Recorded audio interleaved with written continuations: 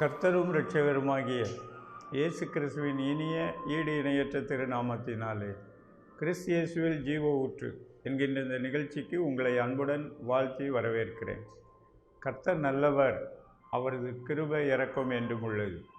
இந்த நாளிலும் நம்முடைய தியானத்திற்கென்று கர்த்தராகிய தேவனுடைய ஆவியானவர் கொடுத்திருக்கிற ஒரு திருவசனம், அது அப்போஸ்தலனாகிய பவுல் எபேசியருக்கு எழுதின நிருபம் 2வது அதிகாரம் 4வது மற்றும் 5வது திருவசனங்கள். எபேசியர் 2, 4 மற்றும் 5வது வசனங்கள். தேவனோ இரக்கத்தில் ஐஸ்வர்யமுள்ளவராய் நம்மில் அன்பு கூர்ந்த தம்முடைய மிகுந்த அன்பினாலே அக்கிரமங்களில் மரித்தவர்களாயிருந்த நம்மை கிறிஸ்துவுடனே கூட உயிர்ப்பித்தார். கிருபையினாலே ரட்சிக்கப்பட்டீர்கள். பிரியமானவர்களே, இந்த திருவசனங்களிலே பரிசுத்த ஆவியானவர் கர்த்தராகிய இயேசு கிறிஸ்துவினுடைய கிருபையின் ஐஸ்வர்யத்தை பற்றியும் பிதாவாகிய தேவனுடைய இரக்கத்தின் ஐஸ்வர்யத்தை பற்றியும் நமக்கு விவரித்து காண்பிக்கிறார். பாருங்கள், இந்த கிருபை இரக்கம், இந்த 2 காரியங்களும் நாம் கர்த்தரிடத்திலிருந்து பெற்றுக்கொள்கிறோம்.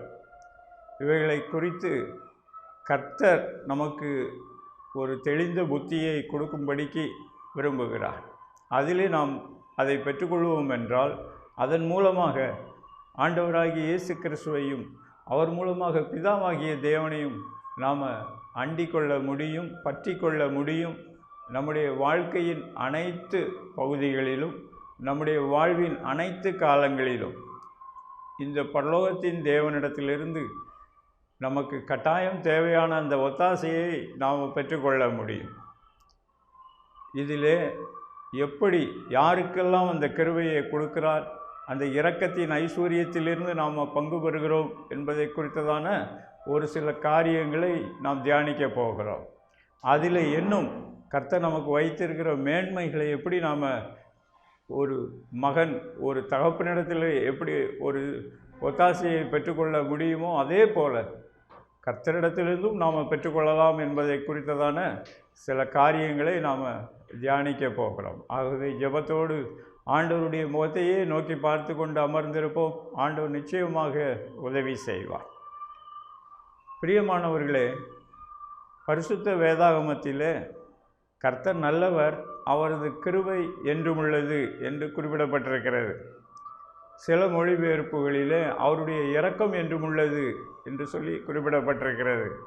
சில பகுதிகளிலே அவருடைய இரக்கம் என்றென்றைக்கும் உள்ளது என்று குறிப்பிடப்பட்டிருக்கிறது. இந்த கிருபை இரக்கம் என்பவைகளின் அந்த ஐஸ்வர்யத்தை நாம் புரிந்து கொள்ள வேண்டும். முதலாவதாக பிதாவாகிய தேவன் அவர் காணக்கூடாத மகிமையான ஒளி பிரகாசத்திலே வாசமாயிருக்கிறார். அவர் அங்கிருந்து முழு பூமியையும் அவர் கண்ணோக்கி கொண்டு இருக்கிறார். இந்த பூமியில் உள்ள மக்கள் யாவரும் தம்மிடத்தில் கிட்டி சேர வேண்டும் என்கின்ற ஒரே நோக்கத்தோடு 2000 ஆண்டுகளுக்கு முன்பதாக ஆண்டவராகிய இயேசு கிறிஸ்துவை இந்த பூமியிலே அனுப்பினார். அவர் மூலமாக கிருபையும் சத்தியமும் இந்த பூமியிலே வெளிப்பட்டது. யோவான் 1வது அதிகாரத்திலே நாம் அதை வாசிக்கிறோம். நியாயப்பிரமானது மோசேயின் மூலமாக கொடுக்கப்பட்டது. கிருபையும் சத்தியமும் கிறிஸ்து இயேசுவின் மூலமாக இந்த பூமியிலே வந்தது, வெளிப்பட்டது. எபேசியர் 2வது அதிகாரம் 4வது 5வது திருவசனங்களிலே தேவன் தமது இரக்கங்களின் ஐஸ்வர்யத்தின்படியே என்று குறிப்பிடப்பட்டிருக்கிறது. பாருங்கள், பிதாவாகிய தேவன், அந்த காணக்கூடாத தேவன் இரக்கங்களின் ஐஸ்வர்யம் உள்ளவர். 2 கொரிந்தியர் 1வது அதிகாரம் 3வது வசனம் அப்படி குறிப்பிடுகிறது. அவர் இரக்கங்களின் பிதா, சகலவித ஆறுதலின் தேவன் என்று அவரை குறித்து ஆவியானவர் எழுதி வைத்திருக்கிறார். அந்த காணக்கூடாத பிதாவாகிய தேவன் அவர் இரக்கங்களின் பிதாவாக அவர் இருந்து கொண்டு இருக்கிறார். ஆண்டவராகிய இயேசு கிறிஸ்து இந்த பூமியின் வந்ததின் நோக்கம் அந்த பிதாவாகிய தேவனை நமக்கு அறிமுகப்படுத்தும்படி. பாருங்கள், ஆண்டவராகிய இயேசு கிறிஸ்து சிலுவையிலே தொங்கிக் கொண்டிருந்த அந்த வேளையிலும் கூட அவர் சொன்ன 7 வார்த்தைகள் அது பொன்மொழிகள் என்று குறிப்பிடப்படுகின்றன. அந்த 7 திரு வார்த்தைகளிலே முதலாவதாக பிதாவே இவர்களுக்கு மன்னியும் என்று குறிப்பிட்டார். பாருங்கள், ஆண்டவராகிய இயேசு கிறிஸ்து இந்த பூமிக்கு வந்ததின் நோக்கமே அந்த பிதாவாகிய தேவனை நமக்கு அறிமுகப்படுத்தினது மாத்திரமல்ல, தாமும் ஒரு முன் மாதிரியாக நடந்து கொண்டார். அதனால தான் உயிர்த்தெழுந்த பிறகு கர்த்தர் சீஷர்களிடத்தில் குறிப்பிட்டார், நான் என் பிதாவினிடத்திலும் உங்கள் பிதாவினிடத்திலும் என் தேவனிடத்திலும் உங்கள் தேவனிடத்திலும் ஏறி செல்லுகிறேன் என்று குறிப்பிட்டார். எனக்கன்பான தேவனுடைய ஜனமே, நம்முடைய வாழ்க்கையிலே இந்த பிதா தேவனை நாம் அறிந்து கொள்ள வேண்டும் என்று ஆவியானவர் விரும்புகிறார். 2 கொரிந்தியர் 1:3 படியாக அவர் சகலவித இரக்கங்களின் பிதா, சகலவித ஆறுதலின் தேவன். அவர் அந்த அளவற்ற அந்த இரக்கங்களின்படி கிறிஸ்து இயேசுவின் மூலமாக நம்மிடத்தில் கிருபையும் பாராட்டினார். பாருங்கள், இயேசு கிறிஸ்துவினுடைய முதல் வருகையில் அவர் மனுமக்கள் எல்லாருடைய பாவங்கள், அக்கிரமங்கள், மீறுதலுக்காக தன்னையே ஒரு குற்ற நிவாரண பலியாக பரிசுத்த ஆவியானவர் மூலமாக ஒப்பு கொடுத்தார். அதன் மூலமாக நமக்கு கிருபை கிடைக்கிறது. கிருபை என்றால் தகுதியில்லாத எல்லாருக்கும் கொடுக்கப்படுகிற ஒரு கிருபை. நம்ம எல்லாருமே இந்த பூமியில் பிறந்த எல்லாருமே பாவம் செய்து தேவ மகிமையற்றவர்களாய் போனோம். காணக்கூடாத அந்த பிதாவாகிய தேவனை நாம் கிட்டி சேருவது என்றாலேயே அது ஒரு கூடாத காரியமாக இருக்கிறது. நீங்கள் ஆதியாகமம் புஸ்தகத்தில் வாசித்து பாருங்கள். ஆதாம் ஏவாள் தவறு செய்த பொழுது பிதாவாகிய தேவன் அவர்களை சேர்த்து கொள்ள வேண்டும் என்று தான் விரும்பினார். ஆனால் மற்றொரு பக்கம் அவர் நீதியுள்ள நியாயாதிபதியாக இருக்கிறபடியினால் அவர் அந்த ஏதேன் தோட்டத்திலிருந்து அவர்களை துரத்தி விட்டார். பாருங்கள், அவர்கள் தேவ சமூகத்தில் இருந்தும் தேவன் அவர்களுக்கென்று வைத்திருந்த ஏதேன் தோட்டம் போன்ற ஆசீர்வாதங்களிலிருந்தும் துரத்தப்பட்டார்கள். ஆனால் அவர்களுக்கென்று ஆதியாகம புஸ்தகத்திலேயே ஆண்டவர் இயேசு கிறிஸ்துவை குறித்ததான ஒரு வெளிப்பாட்டை கொடுத்திருந்தார். உன்னுடைய சந்ததியில், அதாவது ஸ்திரீயின் அந்த ஏவாளின் மூலமாக பிறக்கப் போகும் ஒருவர் மூலமாக அந்த பிசாசின் தலை நசுக்கப்படும் என்று சொல்லி குறிப்பிட்டார். அதைத்தான் ஆண்டவராகிய இயேசு கிறிஸ்து கல்வாரி சிலுவையிலே செய்தார். ஒரு பக்கம் அவர் இந்த பூமியிலே உள்ள மக்களுடைய பாவங்கள், அக்கிரமங்கள், மீறுதல்களை தன்மேலே சுமந்து கொண்டபடியினாலே அங்கே பிசாசின் தலை நசுக்கப்பட்டார்கள். அவனுடைய அதிகாரங்கள், அவன் மக்களை ஏமாற்றி பறித்து வைத்திருந்த அந்த அதிகாரத்தை, ஆளுகையை கர்த்தர் பெற்று அவரை விசுவாசிக்கக்கூடிய ஒவ்வொருவருக்கும் அதை கொடுத்து கொண்டு இருக்கிறார். கர்த்தருக்கு ஸ்தோத்திரம். தேவனுக்கே சகல துதி கன மகிமை உண்டாகட்டும். இன்று பூமியில் ஆண்டவராகிய இயேசு கிறிஸ்துவின் மூலமாக இந்த கிருபையை பெற்றுக்கொண்ட ஜனங்கள் கோடாகோடி மக்கள் இருக்கிறார்கள். அதில் நானும் ஒருவன். ஒரு பாரம்பரிய கிறிஸ்தவ குடும்பத்தில் பிறந்திருந்தாலும் ஆண்டவராகிய இயேசு கிறிஸ்துவை விட்டு தூரமாக ஓடிக்கொண்டே இருந்தேன். அப்படிப்பட்ட சூழ்நிலையில் என்னுடைய வாழ்க்கையில் நிறைய இழப்புகள், தவிப்புகள், ஒரு பாவ மன்னிப்பு நிச்சயமற்ற தன்மை, தேவ சமூக பழக்கத்திலே நிலைவரப்படாத ஒரு தன்மை. ஆனால் ஆண்டவராகிய இயேசு கிறிஸ்துவின் அந்த அன்பை பூரணமாக அறிந்து கொண்ட போது, அவர் எனக்காகத்தான் இரத்தம் சிந்தினார் என்பதை புரிந்து கொண்ட பொழுது அவரை என்னுடைய சொந்த இரட்சகராக ஏற்றுக்கொண்டேன். அவருடைய இரத்தம் என்னுடைய பாவங்களை கழுவி சுத்திகரித்தது. தேவனுடைய பிள்ளை என்கின்ற அந்த சிலாக்கியத்தை கர்த்தர் கொடுத்தார். கர்த்தருக்கு ஸ்தோத்திரம். பிரியமானவர்களே, இது கிருபை. அந்த கிருபையை பற்றி கொண்டு நாம் பிதாவாகிய தேவனிடத்திலே ஒப்புரவாகிறோம். பிதாவாகிய தேவனுக்கும் நமக்கும் இருக்கிற அந்த உறவு முறை சீர்படுத்தப்படுகிறது. மறுபடியும் அந்த தகப்பன் பிள்ளை அப்படிங்கிற உரிமை ஸ்தாபிக்கப்படுகிறது. பிரியமானவர்களே, நாம் பிள்ளைகள் என்றால் தேவனுடைய ஆசீர்வாதங்களுக்கும் நாம் உரிமை பெற்றவர்களாக மாறுகிறோம். கர்த்தருக்கு ஸ்தோத்திரம். இதை ஆண்டவர் நம்ம ஒவ்வொருவருக்கும் அதை ஒரு பிறப்புரிமையாக கொடுக்கிறார். It is birth right to us. பாருங்கள், இளையகுமாரன் மனம் திரும்பி தகப்பனிடத்தில் திரும்பி வந்த பொழுது அவனுடைய வாழ்க்கையிலே அவனுக்கு தேவையான எல்லாவற்றையும் அந்த தகப்பனார் கொடுத்தார். இன்று நம்முடைய கண்கள் கர்த்தராகிய இயேசு கிறிஸ்துவின் மூலமாக பிதாவாகிய தேவன் நமக்கு காண்பிக்கிற அந்த கிருபையின் மீதும் இருக்க வேண்டும். அப்பொழுது நாம் அவரோடு ஒப்புரவாக்கப்படுகிறோம். இது ஒரு மகிமையான அனுபவம். இதை நாம் பெற்றுக்கொள்ள வேண்டும். அதே நேரத்தில் அவருடைய இரக்கங்களுக்கும் நாம் உரிமை உள்ளவர்களாக மாறுகிறோம். அந்த இரக்கத்தை நாம் அவரிடத்தில் கேட்டு பெறுகிறவர்களாக இருக்க வேண்டும் என்று கர்த்தருடைய ஆவியானவர் விரும்புகிறார்.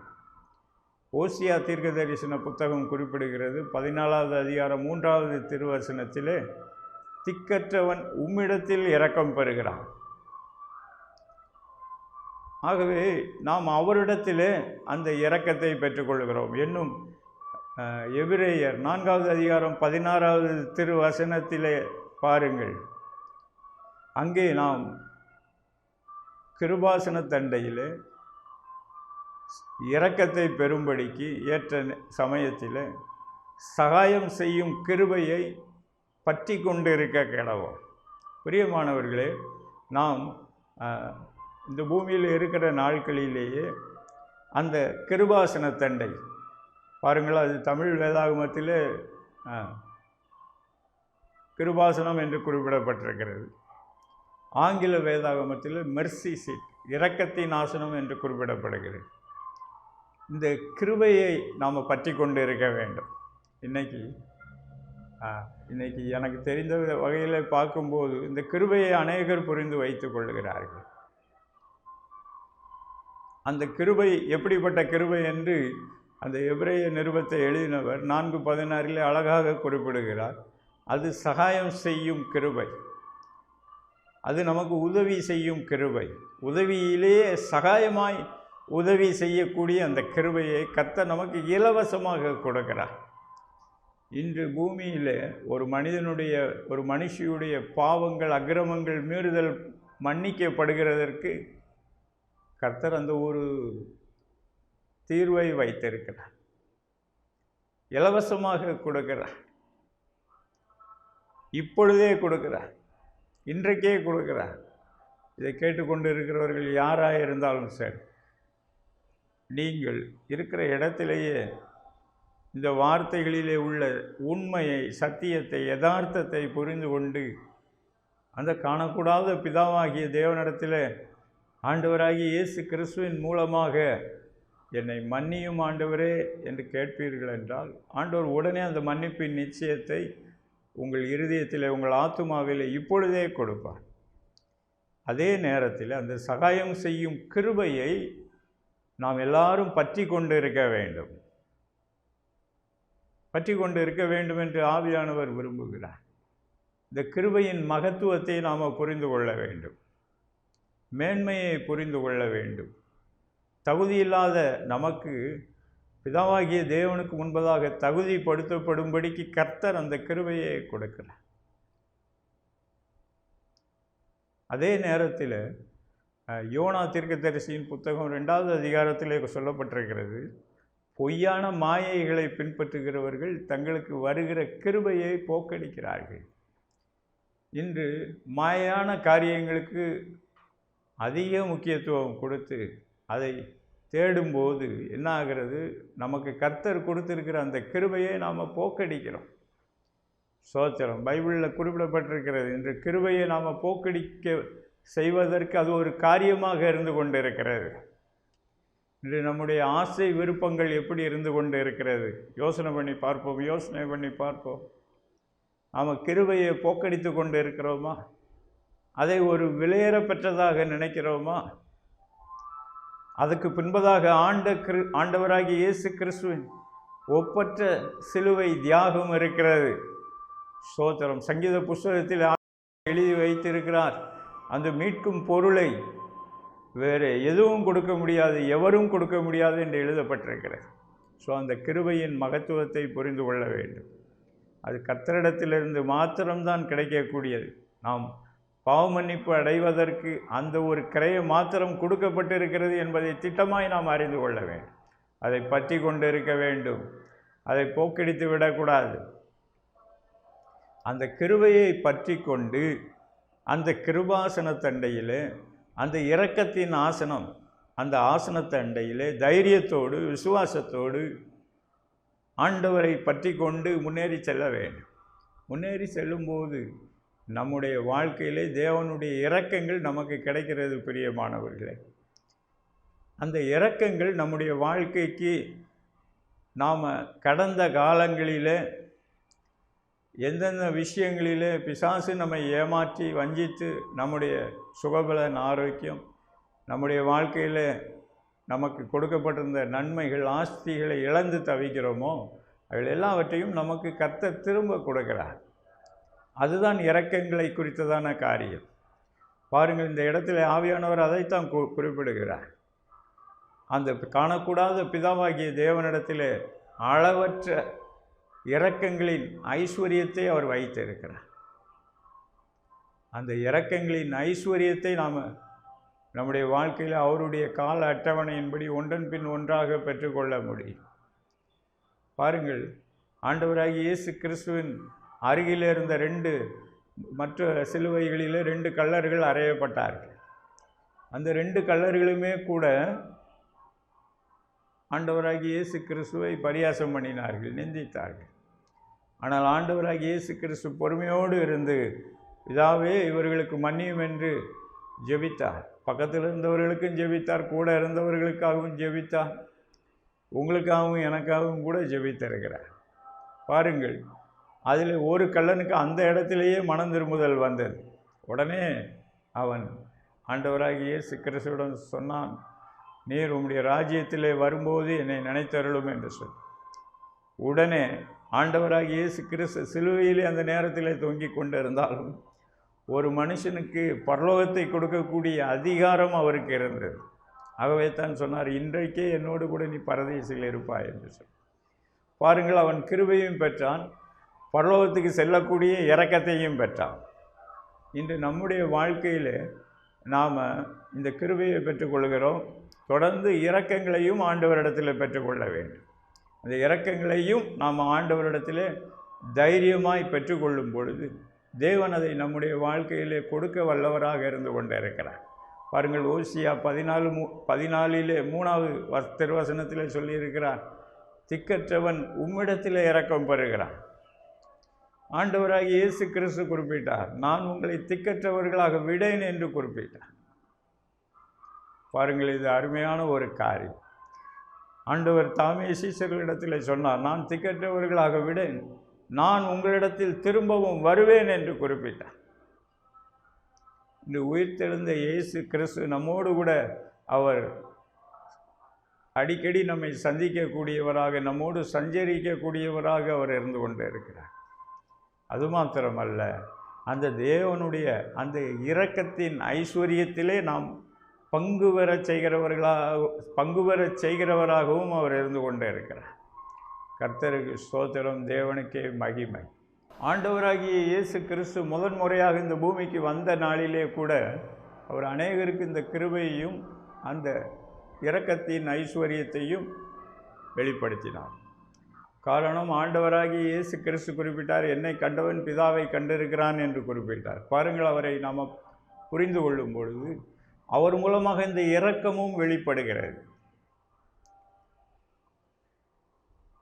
மார்க்கு 8வது அதிகாரத்திலே 22 முதல் 26 வசனங்களை வாசித்து பாருங்கள்.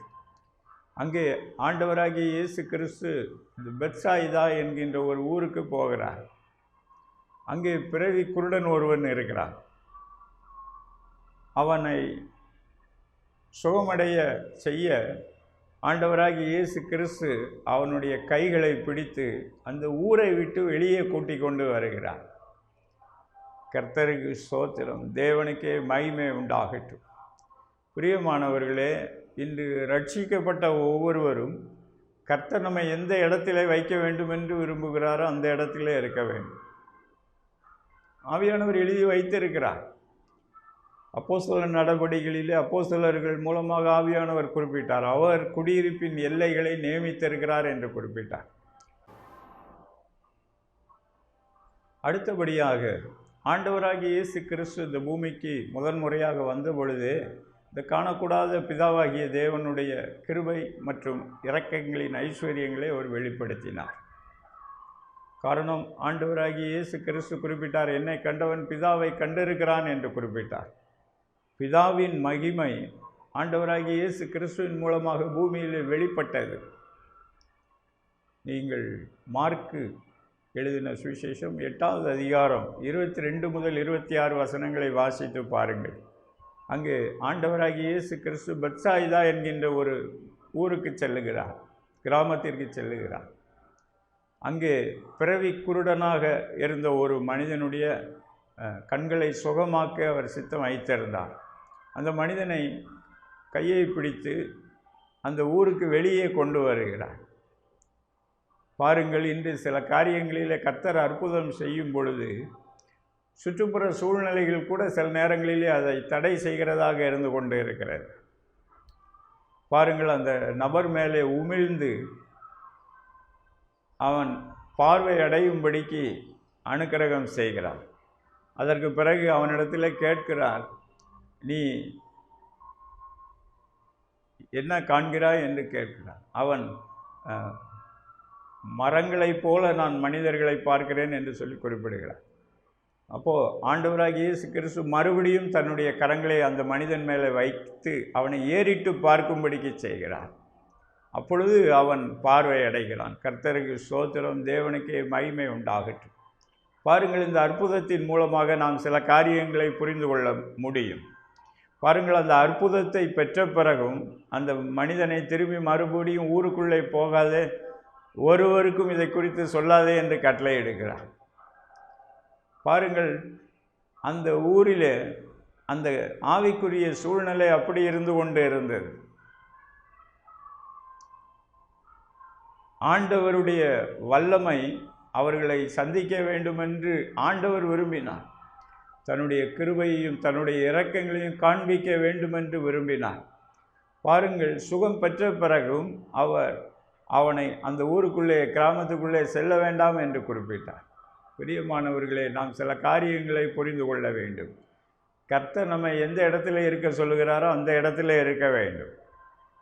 அப்போஸ்தலர் நடவடிக்கைகளிலே அப்போஸ்தலர்கள் மூலமாக ஆவியானவர் சொல்லி வைத்திருக்கிறார். அவர் குடியிருப்பின் எல்லைகளை நியமித்து வைத்திருக்கிறார்.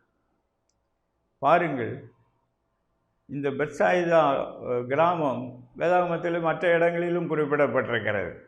அப்போஸ்தலனாகிய பேதுரு மற்றும் அந்திரேயா அந்த ஊரை சார்ந்தவர்கள். அவர்கள் வாழ்க்கையிலும் கர்த்தர் திரளான மீன் கூட்டத்தை பிடிக்கக்கூடிய அந்த அற்புதத்தை செய்து காண்பித்து அவர்கள் ஆண்டவராகி இயேசு கிறிஸ்துவை பின்பற்றி வரும்படிக்கு அனுக்கிரகம் செய்தார். அதே நேரத்தில் பிலிப்பு என்கின்ற சுவிசேஷகனும் அந்த பட்டணத்தை சேர்ந்தவன் என்று சொல்லி வேதாகமத்திலே குறிப்பு இருக்கிறது.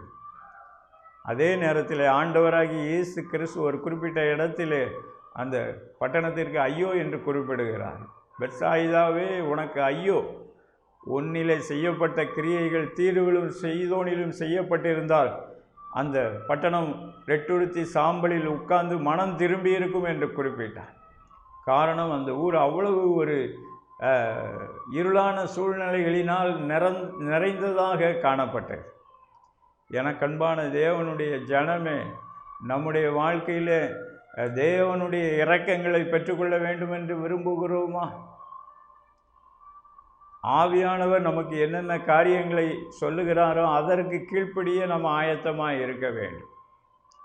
ஆண்டவராகிய இயேசு கிறிஸ்து குறிப்பிட்டார், முதலாவது தேவனுடைய ராஜ்யத்தையும் அவருடைய நீதியையும் தேடுங்கள், அப்பொழுது இவைகளெல்லாம் கூட உங்களுக்கு கொடுக்கப்படும் என்று குறிப்பிட்டார். இன்று கர்த்தருடைய ஆலோசனை ஒவ்வொரு காரியத்திலும் இருந்து கொண்டு இருக்கிறது. குடியிருப்பின் எல்லைகளில் இருந்து கொண்டு இருக்கு, தொழில் போன்ற காரியங்களில் இருந்து கொண்டு இருக்கிறது. பேதுரு மீன் பிடித்து கொண்டு இருக்கும் பொழுது அவர் தம்முடைய வார்த்தையை அனுப்பினார். அவர்கள் அதற்கு கீழ்ப்படிந்த பொழுது அங்கு அற்புதங்கள் நடைபெற்றன. எனக்கன்பான தேவனுடைய ஜனமே, நாம் தேவனுடைய கிருபையை பெற்றிருக்கிறோம். ஆனால் சில நேரங்களில் மாயைக்கு அதிக முக்கியத்துவம் கொடுத்து கிருபையையும் போக்கடிக்கிறோம். தேவனுடைய இரக்கங்களை பெறுவதிலும் நாம் ஒரு குறைவுள்ளவர்களாக காணப்பட்டு கொண்டு இருக்கிறோம். பாருங்கள், யோனா தீர்க்கதரிசி சொல்லுகிறார், யோனா 2வது அதிகாரத்தில் அவர் கர்த்தருடைய வார்த்தைக்கு கீழ்ப்படியாமல் நேர் ஆப்போசிட்டாக செல்லும் பொழுது அங்கே கடல் கொந்தளிப்பு ஏற்படுகிறது.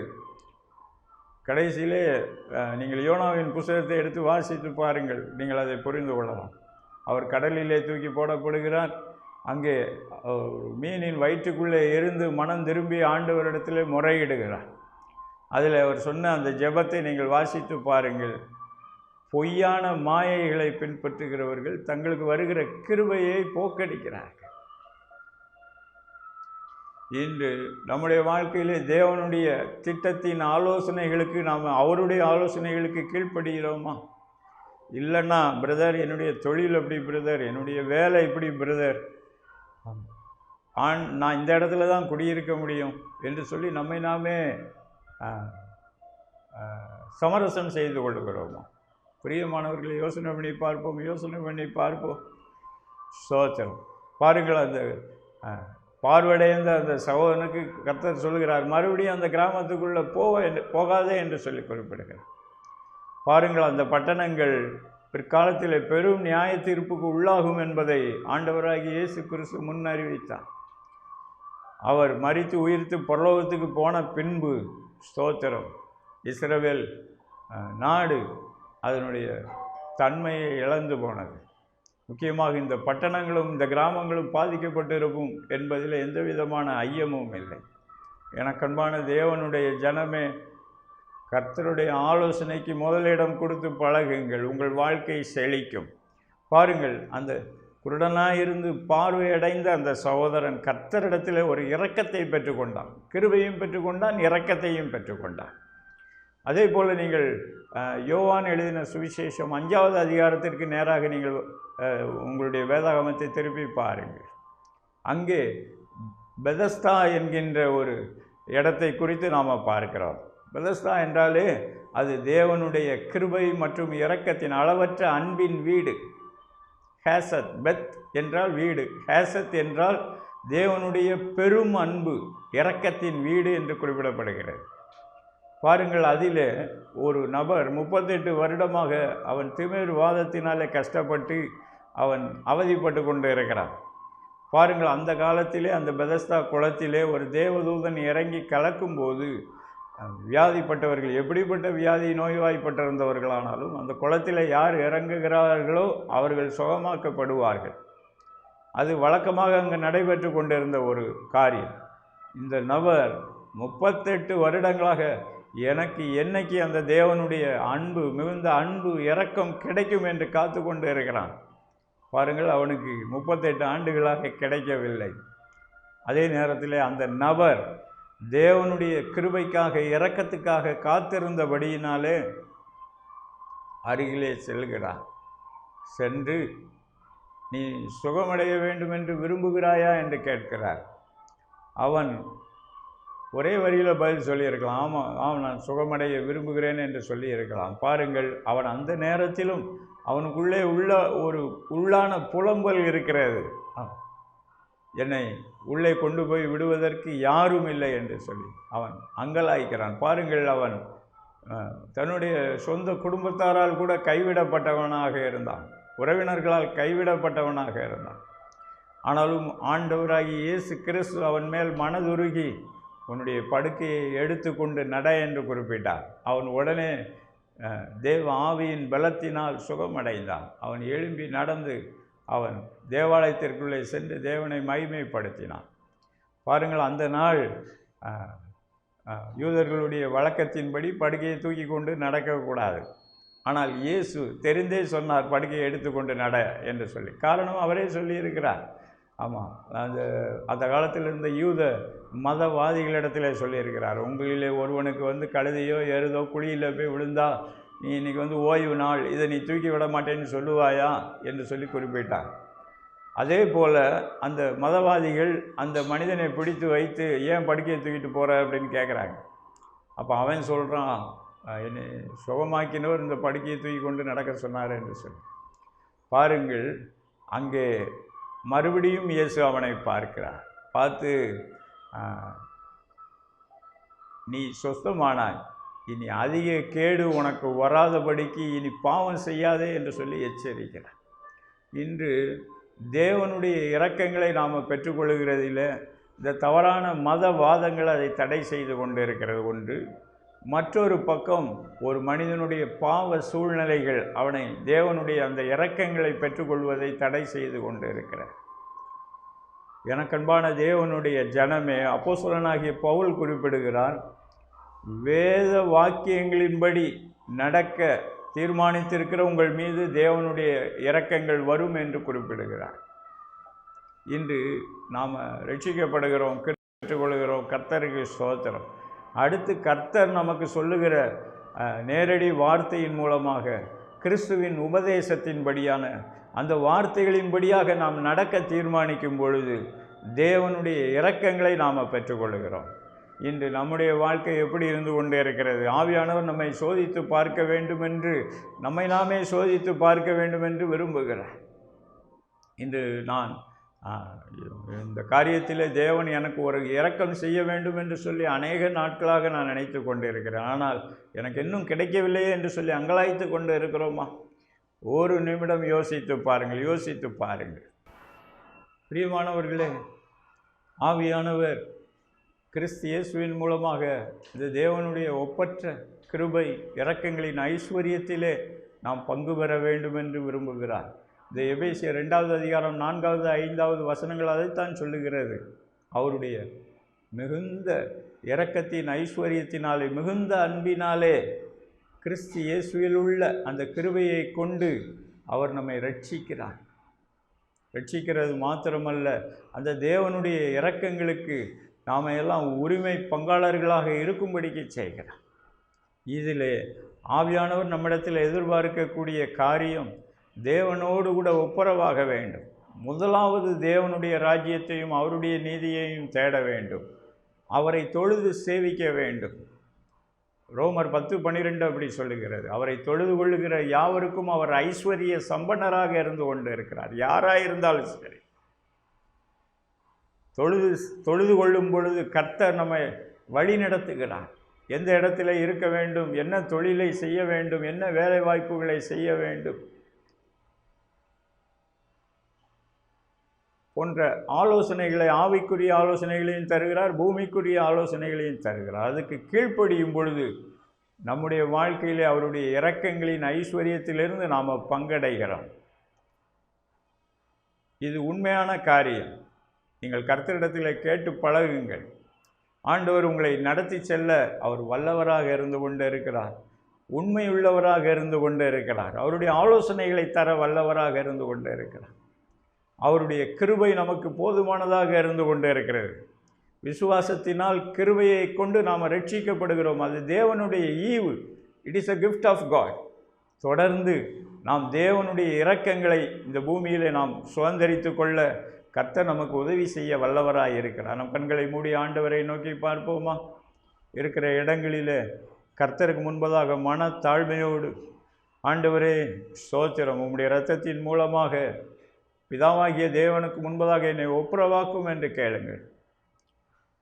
தொடர்ந்து நான் உம்முடைய வார்த்தையின்படி, உம்முடைய ஆலோசனைகளின்படி, உம்முடைய உபதேசத்தின்படி நடக்க நான் அர்ப்பணிக்கிறேன். வேத வாக்கியங்களின்படி, அதில் எனக்கென்று வைத்திருக்கிற தேவ திட்டத்தின்படி நடக்க என்னை அர்ப்பணிக்கிறேன் ஆண்டவரே என்று சொல்லுங்கள்.